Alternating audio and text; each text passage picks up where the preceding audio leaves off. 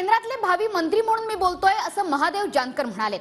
परभणीत विजयाचा गुलाल मीच उधळणार असल्याचं देखील त्यांनी सांगितलंय।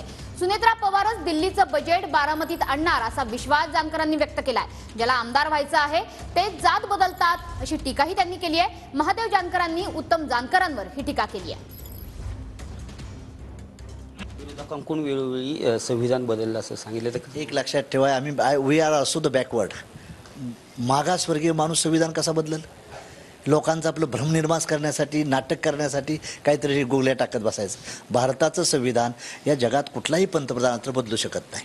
उलट माझं त्यांना म्हणणं आहे की काँग्रेसवाल्यांनी 80 वेळा घटना बदलली, ही माहिती आहे का नाही?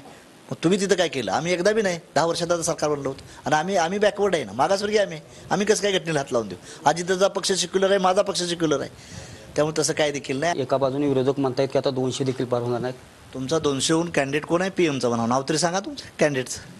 आम्ही सरकार बनवतो, एनडीएमध्ये सरकार बनतंय आणि मी भावी मिनिस्टर म्हणून बोलतोय। मी सरकार आमचंच बनणार, एनडीएचं सरकार येणार आहे। त्यामुळे बारामतीकरांना विनंती करतो, मी बारामती लढलोय, सांगली लढलोय, नांदेड लढलोय, माढा लढलोय, परभणी लढलोय, आता मी गुलाल परभणीचा घेतोय विशेष म्हणजे। त्यामुळे इथली सुनेत्रा वहिनीला देखील निवडून पाठवा।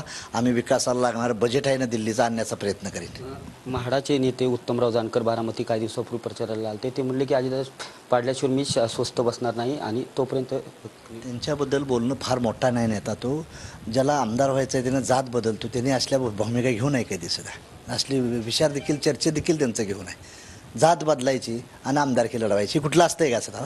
हां, स्वतःला काय बेस नाही, काय बी कुणाला बदलायचं हे करायचं, आपल्या अवकातीनं आपण राहावं। आपली काय लायक आहे? छोटं देखील नाही तेवढं मोठं बोलत बसायचं। हां, त्याचं चर्चा सुद्धा करू नका परत कुठं। कॅमेरा पर्सन विकी चव्हाणसह मी दीपक कपडे, TV9 मराठी, बारामती।